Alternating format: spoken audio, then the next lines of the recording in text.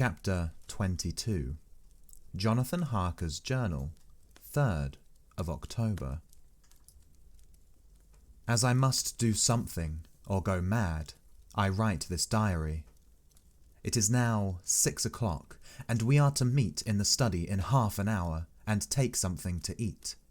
For Dr. Van Helsing and Dr. Seward are agreed that if we do not eat, we cannot work our best. Our best will be, God knows, required today. I must keep writing at every chance, for I dare not stop to think. All, big and little, must go down. Perhaps, at the end, the little things may teach us most. The teaching, big or little, could not have landed Mina or me anywhere worse than where we are today. However, we must trust and hope. Poor Mina told me just now, with the tears running down her dear cheeks, that it is in trouble and trial that our faith is tested, that we must keep on trusting, and that God will aid us up to the end. The end. Oh my God, what end? To work. To work. When Dr. Van Helsing and Dr. Seward had come back from seeing poor Renfield, we went gravely into what was to be done.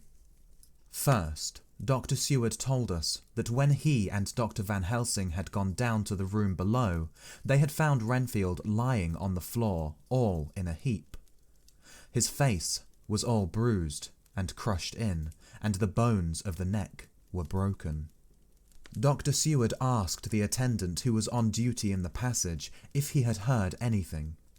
He said that he had been sitting down, he confessed to half dozing, when he heard loud voices in the room, and then Renfield had called out loudly several times, "God, God, God." After that, there was a sound of falling, and when he entered the room, he found him lying on the floor, face down, just as the doctors had seen him. Van Helsing asked if he had heard voices or a voice, and he said he could not say, that at first it had seemed to him as if there were two, but as there was no one in the room, it could have only been one. He could swear to it, if required, that the word God was spoken by the patient. Dr. Seward said to us, when we were alone, that he did not wish to go into the matter. The question of an inquest had to be considered, and it would never do to put forward the truth, as no one would believe it. As it was, he thought that on the attendant's evidence he could give a certificate of death by misadventure in falling from bed. In case the coroner should demand it, there would be a formal inquest, necessarily to the same result. When the question began to be discussed as to what should be our next step, the very first thing we decided was that Mina should be in full confidence, that nothing of any sort, no matter how painful, should be kept from her. She herself agreed as to its wisdom, and it was pitiful to see her so brave and yet so sorrowful, and in such a depth of despair. "There must be no concealment," she said. "Alas, we have had too much already, and besides, there is nothing in all the world that can give me more pain than I have already endured, than I suffer now.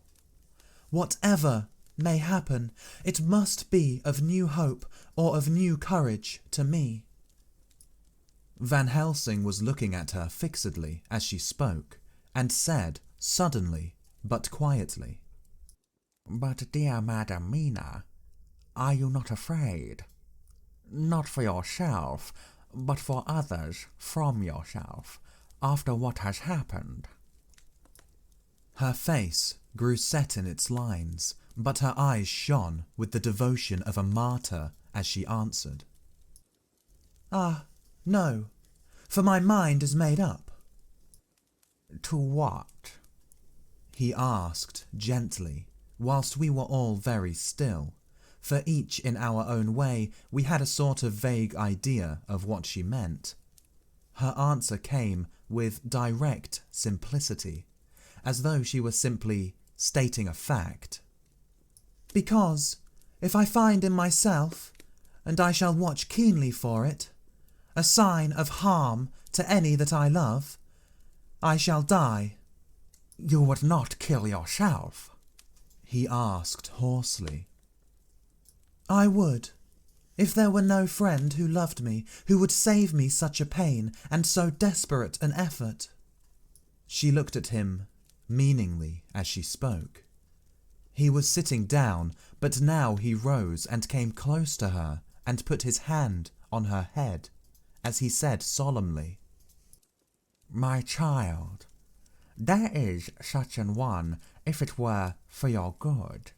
For myself, I could hold it in my account with God to find such an euthanasia for you, even at this moment, if it were best.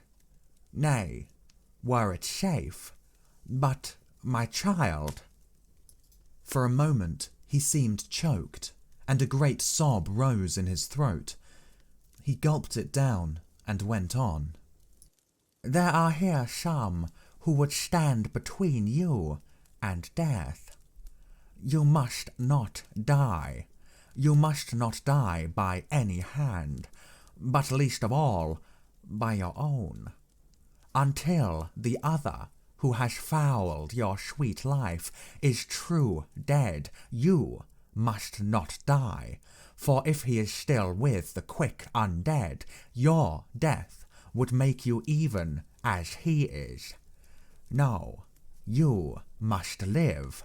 You must struggle and strive to live, though death would seem a boon unspeakable. You must fight death himself, though he come to you in pain or in joy, by the day or the night, in safety or in peril. On your living soul, I charge you that you do not die, nay, nor think of death, till this great evil be past. The poor dear grew white as death, and shook and shivered, as I have seen a quicksand shake and shiver at the incoming of the tide. We were all silent. We could do nothing.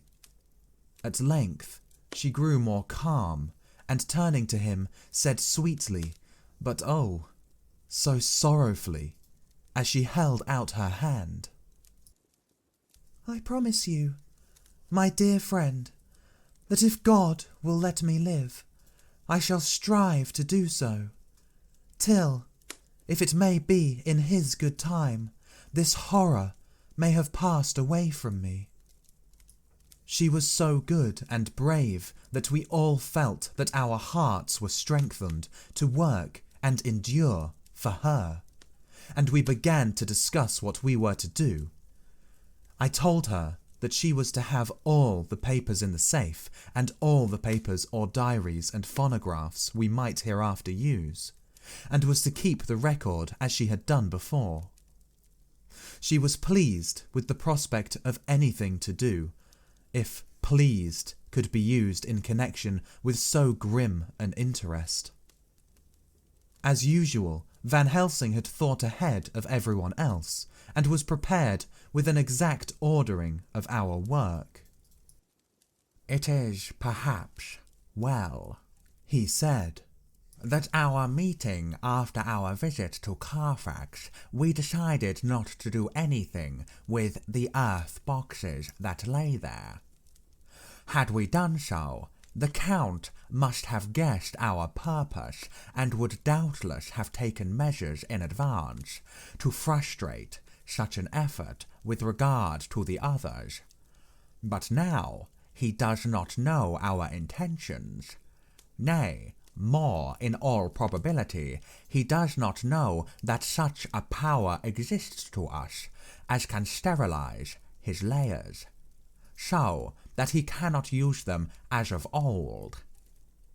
We are now so much further advanced in our knowledge as to their disposition that when we have examined the house in Piccadilly, we may track the very last of them.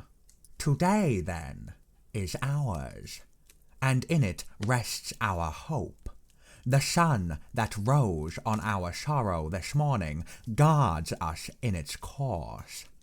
Until it sets tonight, that monster must retain whatever form he has now. He is confined within the limitations of his earthly envelope. He cannot melt into thin air, nor disappear through cracks or chinks or crannies. If he go through a doorway, he must open the door like a mortal. And so we have this day to hunt out all his layers and sterilize them. So we shall, if we have not yet catch him and destroy him, drive him to bay in some place where the catching and the destroying shall be, in time, sure. Here I started up, for I could not contain myself at the thought that the minutes and seconds so preciously laden with Mina's life and happiness were flying from us. Since whilst we talked, action was impossible. But Van Helsing held up his hand warningly. "Nay, friend Jonathan," he said, "in this the quickest way home is the longest way, so your proverb say. We shall all act, and act with desperate quick, when the time has come. But think, in all probable the key of the situation is in that house in Piccadilly. The Count may have many houses which he has bought. Of them he will have deeds of purchase, keys and other things. He will have paper that he write on. He will have his book of checks. There are many belongings that he must have somewhere. Why not in this place so central, so quiet, where he come and go by the front or the back at all hour, when in the very vast of the traffic there is none to notice? We shall go there and search that house, and when we learn what it holds, then we do what our friend Arthur call in his phrases of hunt, stop the earths. And so we run down our old fox. So, is it not?" "Then let us come at once," I cried. "We are wasting the precious, precious time." The professor did not move, but simply said, "And how are we to get into that house in Piccadilly?" "Anyway," I cried. "We shall break in if need be." "And your police? Where will they be, and what will they say?" I was staggered, but I knew that if he wished to delay, he had a good reason for it, so I said as quietly as I could, "Don't wait more than need be. You know, I am sure, what torture I am in." "Ah, my child, that I do, and indeed there is no wish of me to add to your anguish. But just think, what can we do until all the world be at movement? Then will come our time. I have thought, and it seems to me that the simplest way is the best of all. Now, we wish to get into that house, but we have no key. Is it not so?" I nodded. "Now, suppose that you were, in truth, the owner of that house and could not still get in. And think there was to you no conscience of the housebreaker, what would you do? I should get a respectable locksmith and set him to work to pick the lock for me. And your police, they would interfere, would they not? Oh no, not if they knew the man was properly employed. Then, he looked at me as keenly as he spoke. All that is in doubt is the conscience of the employer and the belief of your policeman as to whether or no that employer has a good conscience or a bad one. Your police must indeed be zealous men and clever, oh, so clever, in reading the heart that they trouble themselves in such matter. No, no, my friend John, you go take the lock off 100 empty house in this your London, or of any city in the world, and if you do it as such things are rightly done, and at the time such things are rightly done, no one will interfere. I have read of a gentleman who owned a so fine house in London, and when he went for months of the summer to Switzerland and lock up his house, some burglar came and broke window at back and got in. Then he went and made open the shutters in front and walk out and in through the door before the very eyes of the police. Then he have an auction in that house and advertise it and put up big notice, and when the day come he sell off by a great auctioneer all the goods of that other man who own them.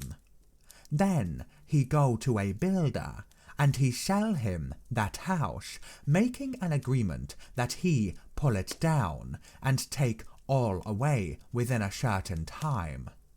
And your police and other authority help him all they can. And when that owner come back from his holiday in Switzerland, he find only an empty hole where his house had been. This was all done en règle, and in our work we shall be en règle too. We shall not go so early that the policemen, who have then little to think of, shall deem it strange, but we shall go after 10 o'clock, when there are many about, and such things would be done were we indeed owners of the house. I could not but see how right he was, and the terrible despair of Mina's face became relaxed a thought.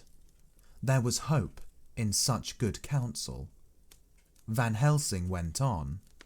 When once within the house we may find more clues.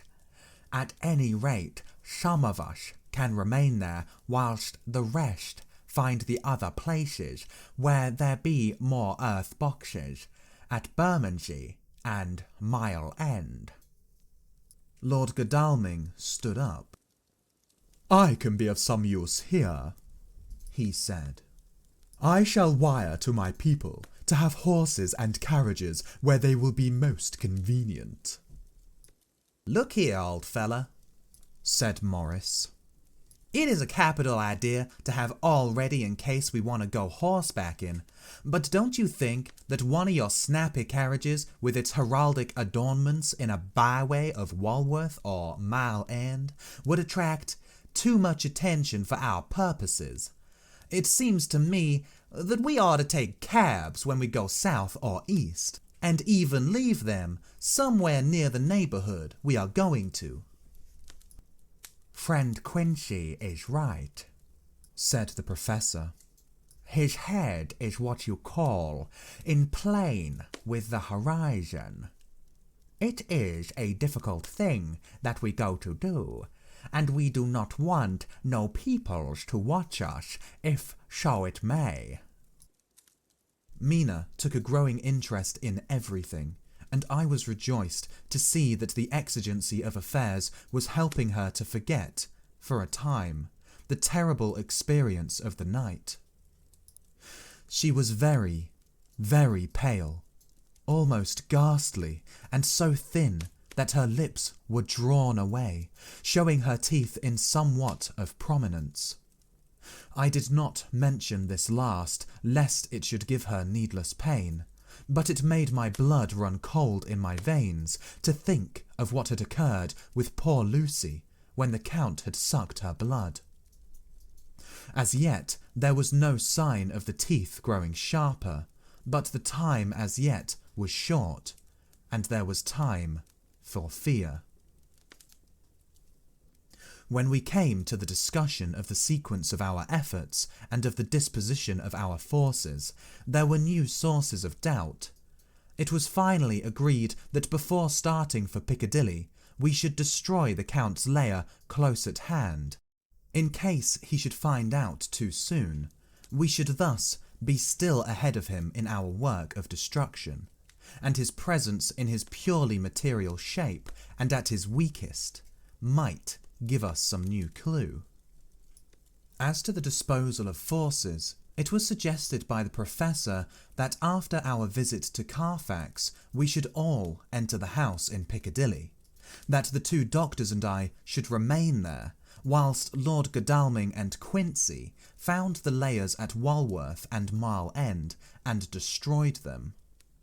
It was possible, if not likely, the Professor urged, that the Count might appear in Piccadilly during the day, and that if so, we might be able to cope with him then and there.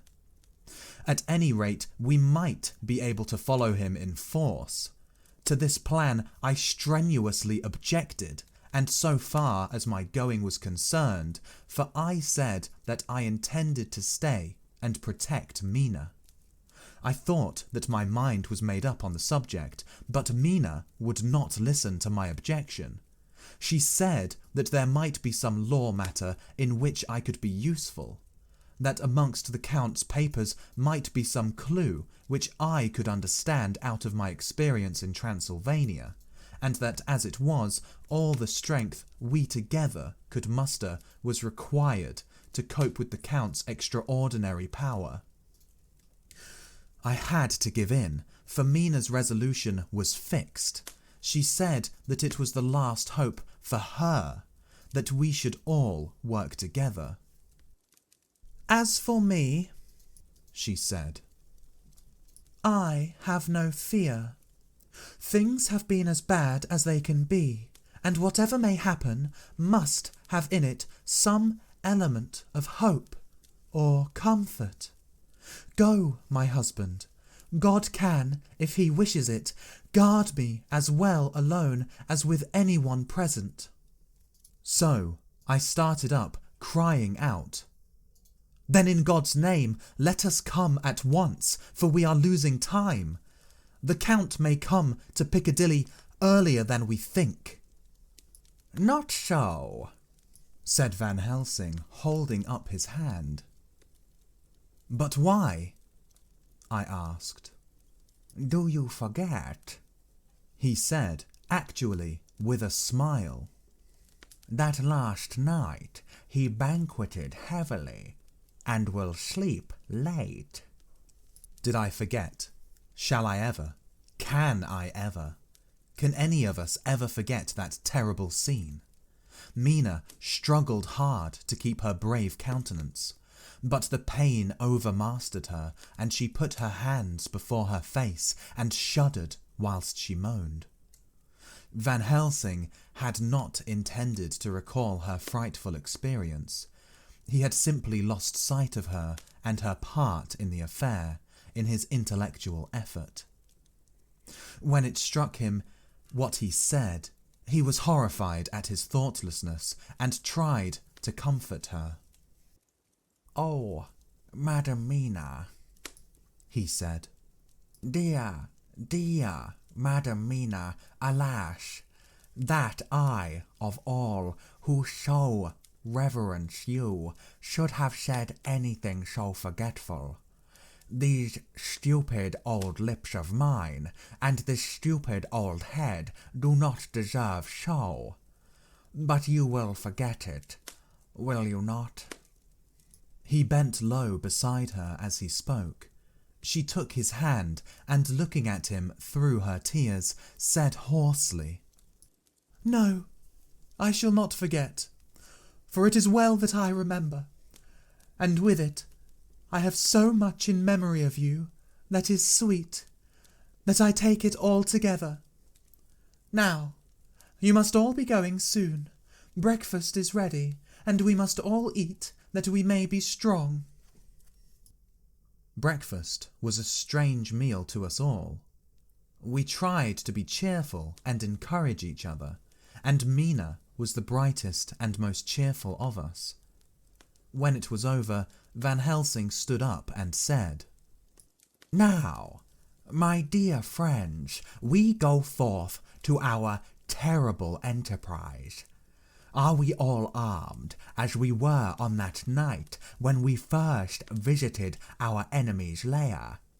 Armed against ghostly as well as carnal attack?" We all assured him. "Then it is well. Now, Madam Mina, you are in any case quite safe here until the sunset, and before then we shall return. If we shall return. But before we go, let me see you are armed against personal attack. I have myself, since you came down, prepared your chamber by the placing of things of which we know, so that he may not enter. Now, let me guard yourself. On your forehead I touch this piece of sacred wafer, in the name of the Father, the Son, and—" There was a fearful scream, which almost froze our hearts to hear. As he placed the wafer on Mina's forehead, it had seared it, had burned into the flesh as though it had been a piece of white, hot metal. My poor darling's brain had told her the significance of the fact as quickly as her nerves received the pain of it, and the two so overwhelmed her that her overwrought nature had its voice in that dreadful scream. But the words to her thought came quickly. The echo of the scream had not ceased to ring on the air when there came the reaction, and she sank on her knees on the floor in an agony of abasement. Pulling her beautiful hair over her face as the leper of old his mantle, she wailed out, "Unclean, unclean, even the Almighty shuns my polluted flesh. I must bear this mark of shame upon my forehead until the judgment day." They all paused. I had thrown myself beside her in an agony of helpless grief, and putting my arms around, held her tight. For a few minutes our sorrowful hearts beat together, whilst the friends around us turned away their eyes that ran tears silently. Then Van Helsing turned and said gravely, so gravely that I could not help feeling that he was in some way inspired and was stating things outside himself. "It may be that you have to bear that mark till God himself see fit, as he most surely shall, on the judgment day, to redress all wrongs of the earth and of his children that he has placed thereon.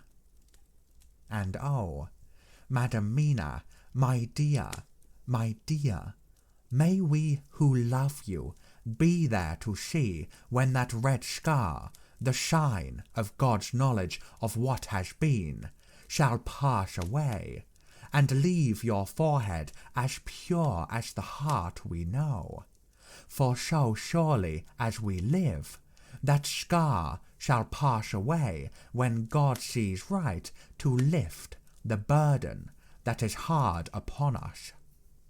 Till then we bear our cross as his Son did in obedience to his will, It may be that we are chosen instruments of his good pleasure, and that we ascend to his bidding, as that other through stripes and shame, through tears and blood, through doubts and fears, and all that makes the difference between God and man.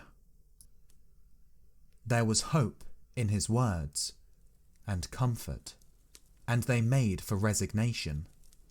Mina and I both felt so, and simultaneously we each took one of the old man's hands and bent over and kissed it. Then, without a word, we all knelt down together, and all holding hands swore to be true to each other. We men pledged ourselves to raise the veil of sorrow from the head of her whom, each in his own way, we loved, and we prayed for help and guidance in the terrible task which lay before us. It was then time to start, so I said farewell to Mina, a parting which neither of us shall forget to our dying day, and we set out. To one thing I have made up my mind. If we find out that Mina must be a vampire in the end, then she shall not go into that unknown and terrible land alone.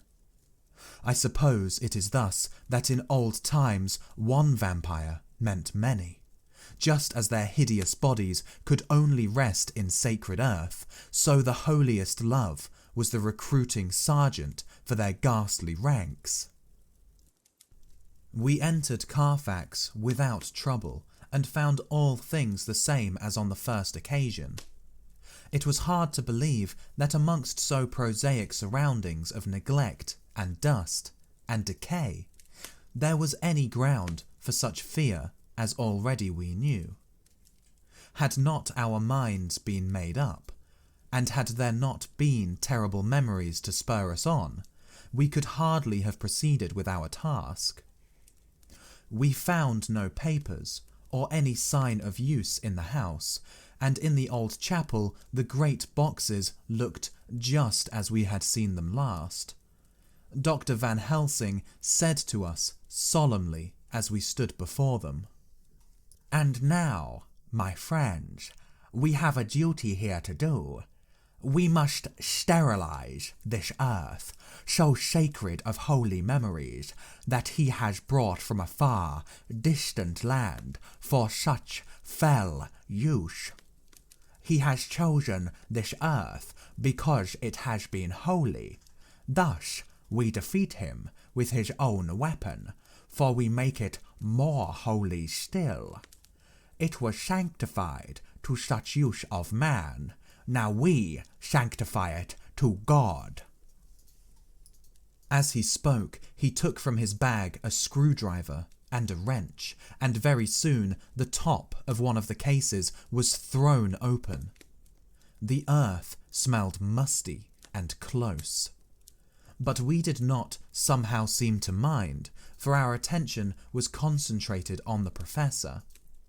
Taking from his box a piece of the sacred wafer, he laid it reverently on the earth, and then shutting down the lid, began to screw it home, we aiding him as he worked. One by one, we treated in the same way each of the great boxes, and left them as we had found them to all appearance. But in each was a portion of the host.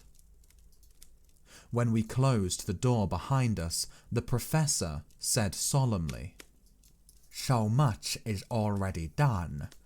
If it may be that with all the others we can be so successful, then the sunset of this evening may shine on Madam Mina's forehead all white as ivory, and with no stain." As we passed across the lawn on our way to the station to catch our train, we could see the front of the asylum. I looked eagerly, and in the window of my own room saw Mina. I waved my hand to her and nodded to tell that our work there was successfully accomplished. She nodded in reply to show that she understood. The last I saw, she was waving her hand in farewell. It was with a heavy heart that we sought the station and just caught the train, which was steaming in as we reached the platform. I have written this in the train. Piccadilly, 12:30 o'clock. Just before we reached Fenchurch Street, Lord Godalming said to me, "Quincy and I will find a locksmith. You had better not come with us in case there should be any difficulty, for under the circumstances it wouldn't seem so bad for us to break into an empty house. But you are a solicitor, and the Incorporated Law Society might tell you that you should have known better." I demurred as to my not sharing any danger, even of odium, but he went on. "Besides, it will attract less attention if there are not too many of us. My title will make it all right with the locksmith, and with any policeman that may come along. You had better go with Jack and the Professor, and stay in the Green Park, somewhere in sight of the house.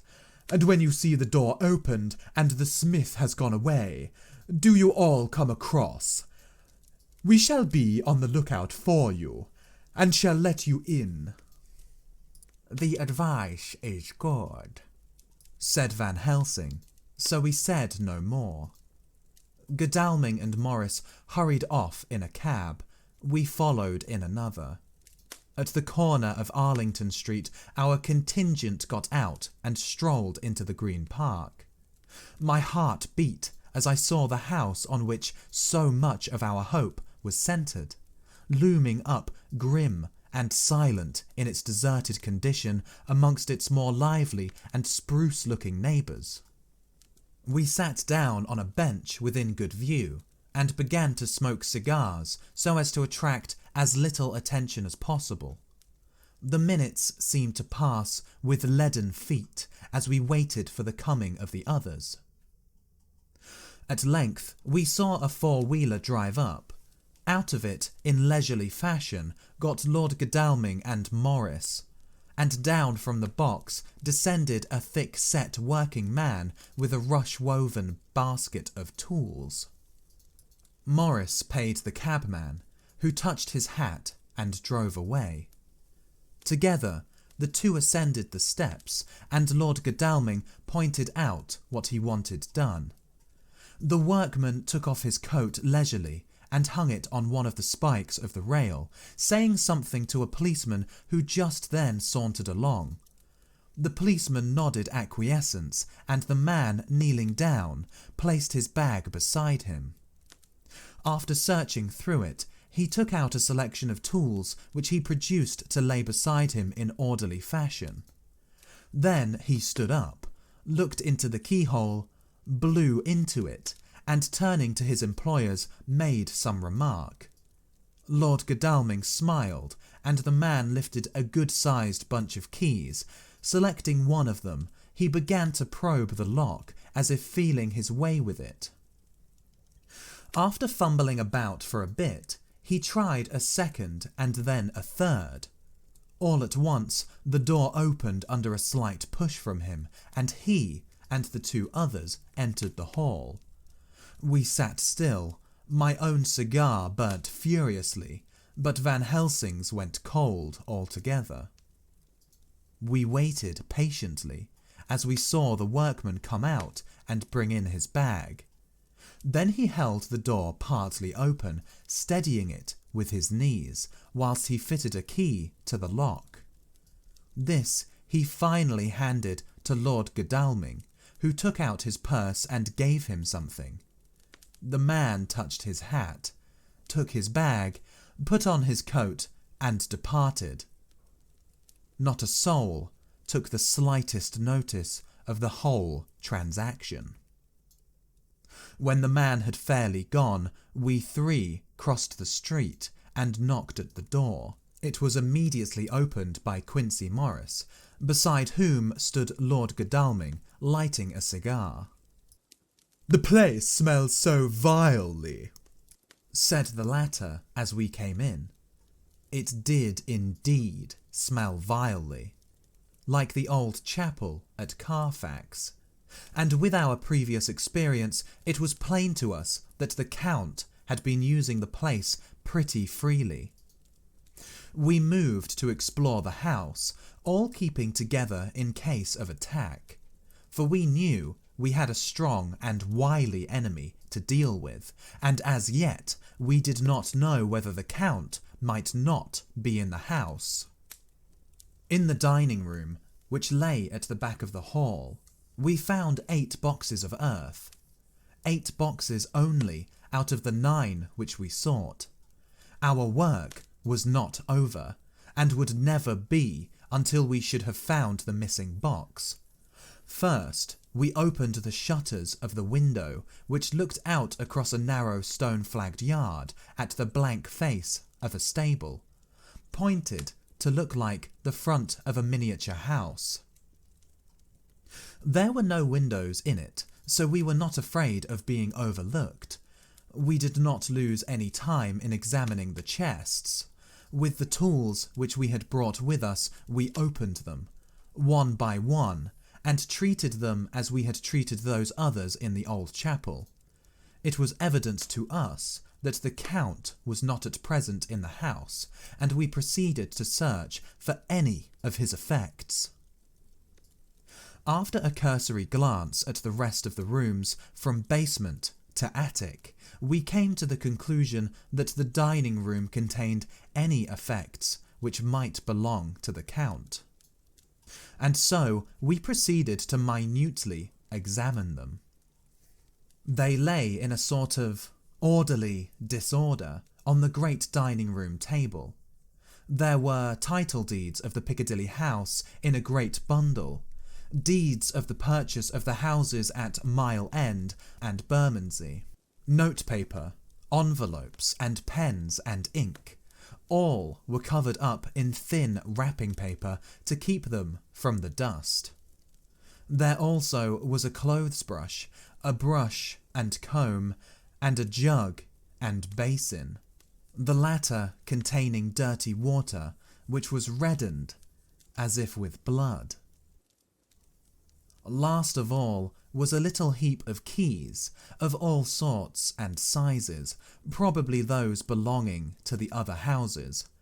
When we had examined this last find, Lord Godalming and Quincey Morris, taking accurate notes of the various addresses of the houses in the east and the south, took with them the keys in a great bunch and set out to destroy the boxes in these places. The rest of us are, with what patience we can, waiting their return, or the coming of the Count.